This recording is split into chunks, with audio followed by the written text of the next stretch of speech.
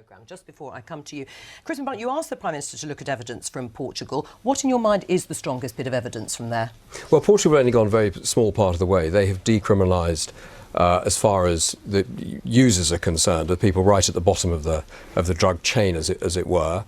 And what they're finding is that the public health impact you might have expected by relaxing the law as it applied to people who are then found consuming drugs hasn't actually led to a massive increase in drug consumption. Indeed, as far as deaths from opiate use are concerned, those numbers have gone in a hugely positive direction.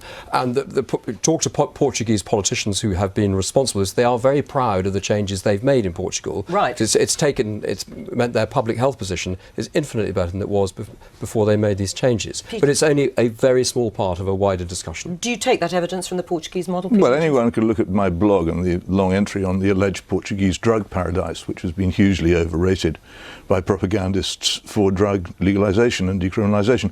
It's not been anything like the great success claimed. Portugal, in any case, had very feeble drug laws before they were changed, and lifetime use of some drugs has increased since. The real place to look at is England, where the decriminalisation of drugs has been continuing in this country since 1974-ish at an amazing and increasing rate, but never officially acknowledged, and which has been, I think, a pretty unmitigated and indefensible disaster. Right. I mean, how would decriminalising these drugs, Crispin Blunt, actually reverse the trend of 2,500 people dying from the illegal use of drugs in the UK in 2016, up from the previous year for the fourth year in a row?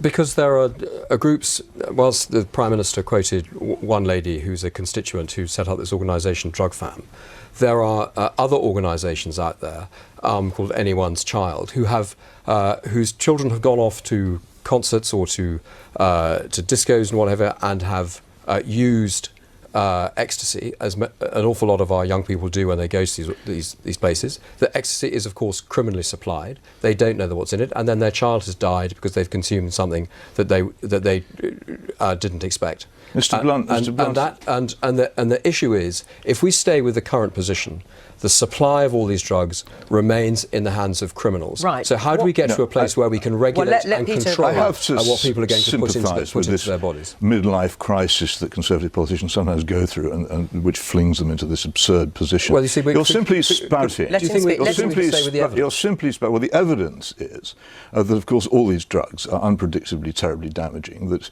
legalising them doesn't make them any less damaging. The most common legalised drugs in this country, alcohol and tobacco, are regulated and are still fantastically dangerous to those who use them. They're also, actually, as a matter of fact, still very much the subject of criminal gang activity too. So both of the main planks of the decriminalisation argument are feeble. But what you really must understand, Mr. Blunt, is that decriminalisation de facto has already taken place in this country. In 1994, John O'Connor, a former head of the flying squad, said that cannabis was a decriminalised drug. The damage that it does is not actually killing people, but it is increasingly clearly correlated with serious, irreversible mental illness. And that doesn't. There is a huge, cynical billionaire greed campaign which seeks now to go to the next stage of legalisation, advertising, sale in supermarkets, sale on the internet, and more people and their families suffering permanent, irrevocable misery. You say there would be health improvements, but not on the basis of what we did the issue about about cannabis. Our cannabis is an illegal drug. It is therefore supplied by criminals, and 90% of the cannabis that is supplied is street cannabis. And what about using it? Is therefore the cannabis that is most strongly linked to mental illness and psychosis. Right. So Peter has a perfectly good point in that sense that it's dangerous. Of course it's dangerous. But so how would decriminalising it further make it better health-wise? Because if you were then in a position where you know what you're getting because it's legally supplied and it's regulated and licensed and regulated to whatever standard is appropriate around the drug. Do you get this stuff? This comes out of a Christmas cracker. You haven't answered my simple point. Cigarettes are regulated. Cigarettes are legal. Are they safe? No, they're No, not. of course they're not, because fundamentally tobacco is not a safe thing to smoke. Peter Hitchens, Nor is answer cannabis under any the point. Hang on, circumstance. answer the I point. advocate the legalisation. Gentlemen, wait, It's you so talk over irresponsible. each other, no one can hear. No, I mean, I know. but look If at I the... don't get a word in, Look I don't know at, what you I will, say. you'll get a word Thank in. you. But I mean, if we look at the example of Portugal, since that's the one we've cited, when they decriminalised the possession of drugs in 2001, HIV infections and drug-related deaths did drop, and the fear of a spike in drug use didn't materialise. Are those not the health benefits that Crispin Blunt is talking First of all, about? the Portuguese drug problem, as I said, was not very great, and by comparison with some other countries, it wasn't a particular problem. And also, my point is not about deaths from drug use.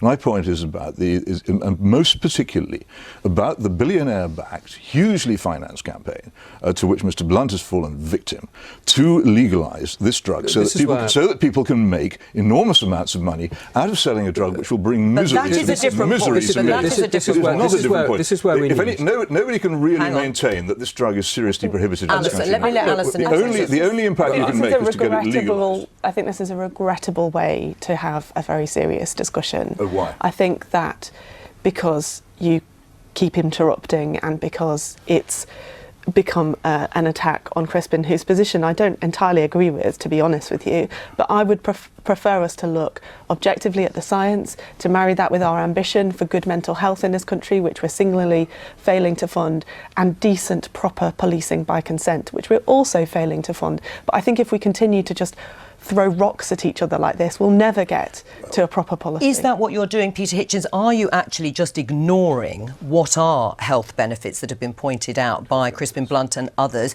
You do take a different view, but is it going to help actually deal with the scourge of drug use? Well, I'm simply pointing out that the major health threat from the cannabis, whose decriminalisation he appears to support, am I right in that? You support the decriminalisation. You appear at what I call licensing and regulation. The Adam Spliff Institute calling for that the other day. And we are going to see, from the results of Canada moving to this place in the middle of I was asking you a question. I didn't want another. But Peter Hitchens, he said yes, he does want to decriminalise it on cannabis. Then let me proceed. Let me then proceed to my point. Hang on. You're interrupting me at the moment, Mr. Right, but let Crispin Blunt answer your question first, he's and then answered I'll my come question. to you. He's in favour of decriminalising cannabis. That's my next point. And the reason being, as Peter is claiming, it is dangerous, the stuff that people take. Now, yes, I would agree that it is. And one of the reasons it's more dangerous than it needs to be is because it's supplied by criminals who don't give a monkeys about the effect it has on people. And all I want to do is to look at the evidence that is now going to emerge from Canada and from the States, the United States, as far as cannabis is concerned, but also look at the evidence about the danger, the criminalisation of this $500 billion industry a year has done to states like Mexico, Colombia, Guatemala, Honduras.